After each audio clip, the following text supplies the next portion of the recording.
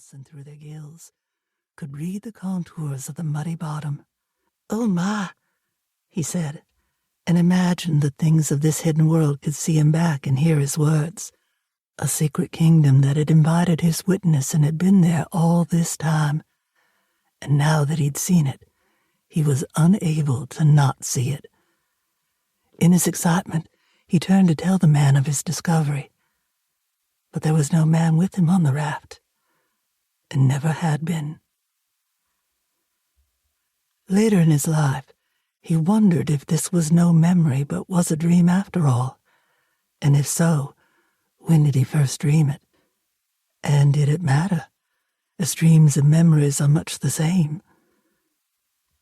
He came to understand he'd spent much of his life unseeing the things that had been set before him. The wisdoms we're born with only to unlearn, we spend a lifetime trying to earn them back. Prologue. Early Lessons.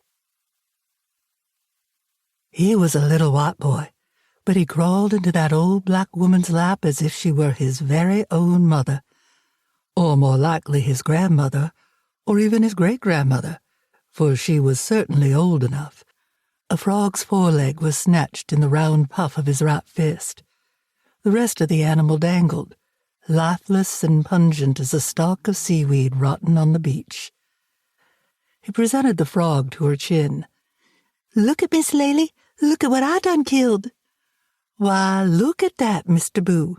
You kill him all by yourself, or you find him dead?" "Myself. Hit him with a stick." "A stick? Now, what make a boy do such a thing? What that old frog ever do to you?" The old woman shook her head and examined the frog with doctorly interest. Her jowls, butterscotch pudding, sagged. "Miss Laley, he was looking at me funny." "Funny, did he?" "Yes'm, he did." "Well, now," she said, and she tapped the frog, sending a dozen tin bracelets clattering to her elbow. Then, blazing for a miraculous instant, bluish sparks fizzled from her fingernail. In the boy's knuckles, abruptly, a mossy knee flexed.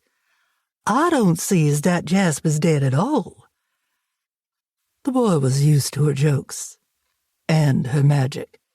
He slung the frog close to his eyes, frowning and uncertain. "He a-sleepin'?" "Nah, boy, he ain't sleepin'." He waggled his fist. "He pretendin'?" The boy's words curled tartly around the edges, the salt of Carolina low country. Oak leaves fallen and left to broil in the sun. The old woman's voice was a sweet lyric of songbirds and Baptist hymns. The boy came from one of the wealthiest families on the island. The old woman lived in a shack.